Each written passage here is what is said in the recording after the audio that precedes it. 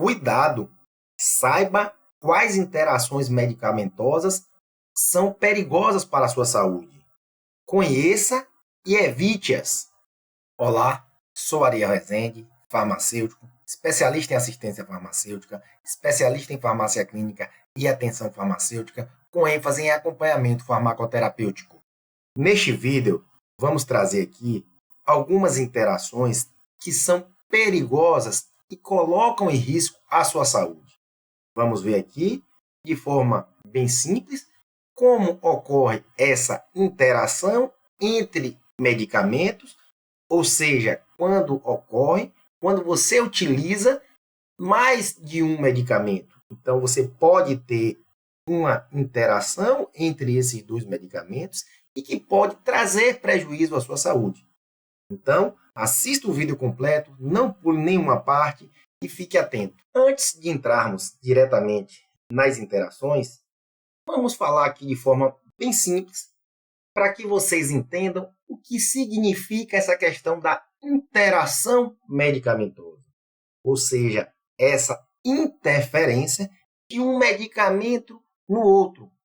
Então, as interações medicamentosas, ou seja, que ocorrem entre dois medicamentos ou mais, podem ocorrer em relação às interações farmacocinéticas, que é um movimento que o organismo faz com o medicamento, ou seja, você toma um medicamento, esse medicamento ele vai ser absorvido, vai ser distribuído, né, através do sangue para toda a parte do corpo, até o local onde ele deve fazer o seu efeito, e depois ele deve ser transformado em uma substância para poder inativá-lo e ser eliminado. Né? Ou seja, todo medicamento a gente toma, faz o efeito que ele tem que fazer e depois a gente tem que eliminar esse medicamento do nosso organismo. Então, todo esse processo é conhecido como farmacocinética. E você pode ter interações de medicamentos que interfirem em algum desses processos, fazendo com que o medicamento fique por mais tempo no organismo ou aumente a sua concentração no organismo. Outro tipo de interação que também pode ocorrer são interações farmacodinâmicas, que é quando os fármacos competem pelo mesmo sítio de ação. É como se você tivesse, por exemplo, uma fechadura e você tem duas chaves. Né? Então, elas competem e muitas vezes uma chave vai entrar na fechadura e vai impedir a outra de se acoplar ali e não vai fazer o efeito esperado. Outro tipo de interação é a interação de efeito, que ocorre quando dois fármacos administrados simultaneamente apresentam efeitos terapêuticos similares ou opostos. Então, você pode ter medicamentos que podem potencializar, né, a ação do outro, como também pode ser antagônico à ação do outro. Então, você pode ter um medicamento que muitas vezes aumente a pressão ou algum outro tipo de substância e outro medicamento que abaixe essa pressão arterial. Né? Então, e você tem as interações físico-químicas que ocorrem in vitro, ou seja, antes de ser administrado ao paciente, que muitas vezes ocorre com maior frequência no ambiente hospitalar.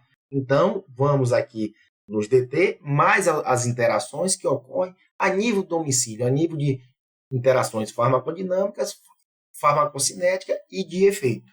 O nosso primeiro exemplo são contraceptivos, né, contendo apenas progestinas e a acitretina. A acitretina é um medicamento que tem indicação para psoríase, que é uma doença dermatológica.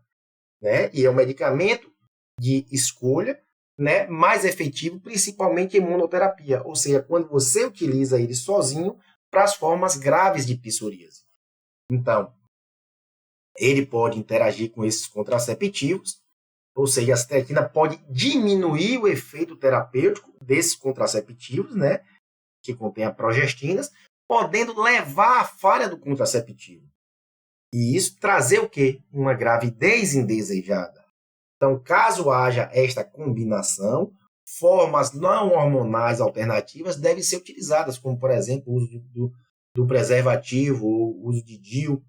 E outra interação também envolvendo a citretina é com o metotrexato, que é um medicamento utilizado para artrite reumatoide e também para as formas graves de psoríase, quando a psoríase não responde a outros medicamentos, né? Então, quando se utiliza, caso você tenha prescrito metotrexato e a acitretina ela pode aumentar o efeito hepatotóxico do metotrexato, ou seja, o efeito no fígado, o efeito maléfico do medicamento ao fígado. Então, deve-se evitar essa combinação e caso tenha realmente necessidade de utilizar, que se o médico faça, né, a avaliação que realmente você tenha que utilizar esses dois medicamentos, em último caso, né, deve ter um rigoroso monitoramento da hepatotoxicidade. Ou seja, você vai ter que monitorar as funções hepáticas de maneira mais frequente para evitar possíveis lesões mais graves ao órgão. Outra interação também perigosa é metildopa e os estimulantes. Metildopa é um antihipertensivo de ação central, né? E os estimulantes como benfetamina, citrato de cafeína, dexmetilfenidato, metilfenidato, esses estimulantes ele pode diminuir o efeito antihipertensivo, né, de falsos neurotransmissores, que no caso é a metildopa, né, e fazer com que diminua o efeito e você pode ter picos hipertensivos caso você venha utilizar o metildopa em combinação com esses estimulantes. E uma interação bastante perigosa e que é muito negligenciada são justamente quando você utiliza medicamentos que prolongam o intervalo QT. E o que é esse intervalo QT, Ariel? Intervalo QT-QRS, para que todos entendam de forma simples, é o que modula os batimentos cardíacos, ou seja, o intervalo do batimento cardíaco. Então, você tem ondas elétricas, né, que você mantém essa regularidade. E quando você tem um descompasso nessa regularidade, nessas ondas elétricas, que você chama de arritmia, quando se tem esse aumento desse intervalo, pode se causar uma condição clínica conhecida como Poisson de Pontes. E com isso você pode ter morte súbita. Né? E você tem diversos medicamentos, como está aqui diversos exemplos, de medicamentos que prolongam esse intervalo QT.